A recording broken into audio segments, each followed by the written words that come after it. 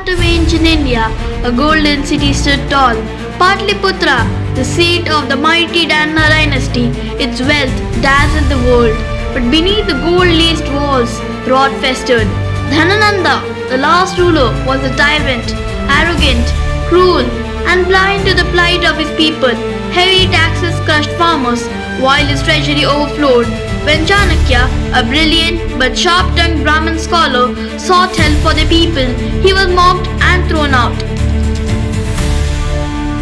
Chanakya knew the empire could not be toppled by wisdom alone. It needed a sword. And fate brought him to a small Magadhan village where a young boy played war games with other children. That boy was Chandragupta. Born of noble but humble origins, spirited and brave beyond his years, Chanakya saw in him the spark of greatness, the spark of a king. With fierce determination, he took the boy under his wing. For years, he trained him in warfare, politics, espionage, diplomacy, grooming him not just to fight a king but to become one. Forests of Punjab to the borders of Magadha, Chanakya and Chandragupta built an underground resistance. Warriors, spies, and rebels united under a single dream. Using guerrilla tactics and calculated diplomacy, they chipped away at the Nanda stronghold. At last, the walls of Patliputra trembled and Chandragupta led his forces through its gates. Dhanananda was overthrown, not by divine intervention, but by strategy and sheer will. In that moment, a new era began. The Mauryan Empire was born.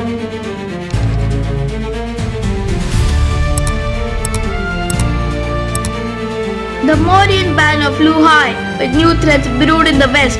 Seleucus Nicator, a general of Alexander the Great, sought to reclaim Alexander's Indian territories. Two great powers collided, the Greek phalanx versus the Indian elephant corps. After intense battles, both leaders recognized the futility of endless war. They met not with swords, but with wisdom. Historic peace treaty was signed. Seleucus ceded territories to Chandragupta and gave his daughter in marriage. In return, he received 500 war elephants, which would later reshape Western conquests. The Mauryan Empire was now a force respected across continents. After years of expansion, Chandragupta turned inwards. Seeking liberation through Jain asceticism in Shravana-Belagola, the mantle passed to his son, Bindusara, known to the Greeks as Amithrocates, the destroyer of force. A sharp administrator and skilled diplomat, Bindusara expanded the empire into the Deccan, keeping the heart of the empire stable. Greek envoys like Damascus visited his court, and knowledge flowed in from east and west. Though his reign was less dramatic, Bindusara preserved the empire's might and sowed the seeds for his cultural awakening. Among Bindusara's many sons, one rose like a tempest. Ashoka, known for his military brilliance and iron resolve, he was sent to suppress unrest in Takshila and later governed Ujjain. Ashoka's rise to power was not gentle, it was forged in blood. After Bindusara's death, a brutal struggle for succession began. Ashoka emerged victorious, not merely as a king, but as an emperor. Little did he know, his greatest battle will not be fought on the battlefield, but within his soul. The proud kingdom of Kalinga refused to bow to the Mauryan banner. Ashoka launched a full-scale invasion, a war unlike any other. The Kalinga war was brutal, relentless. Over 100,000 people perished. When the dust settled, Ashoka stood not as a victor, but as a broken man. He walked out of the blood-soaked fields, saw the dead, the widows, the orphaned children. That day, conquering till Ashoka's soul died, and the Dhamma king was born.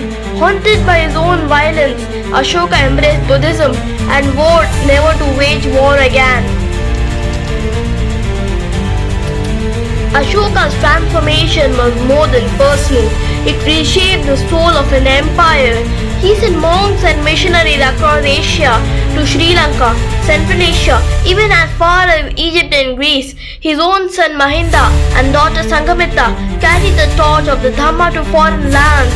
Ashoka inscribed his message of compassion and justice on rock edicts in every language his people spoke. Under his rule, the Mauryan Empire became not just a land of riches but a beacon of morality. Yet beneath this glow, the empire's roots were weakening. Ashoka's death left a void no one could fill. His successors, caught in court politics and lacking his vision, failed to hold the empire together. The provinces grew restless. Governors became warlords. The once mighty Mauryan army stood divided. The last ruler, Chandragupta Maurya, was a shadow of his ancestors. In a chilling act of betrayal, his general, Pushyamitra Sunga, assassinated him during a military parade, ending a dynasty that had once ruled from the Himalayas to the seas. Thus, the great empire of ancient India crumbled not in war, but in silence.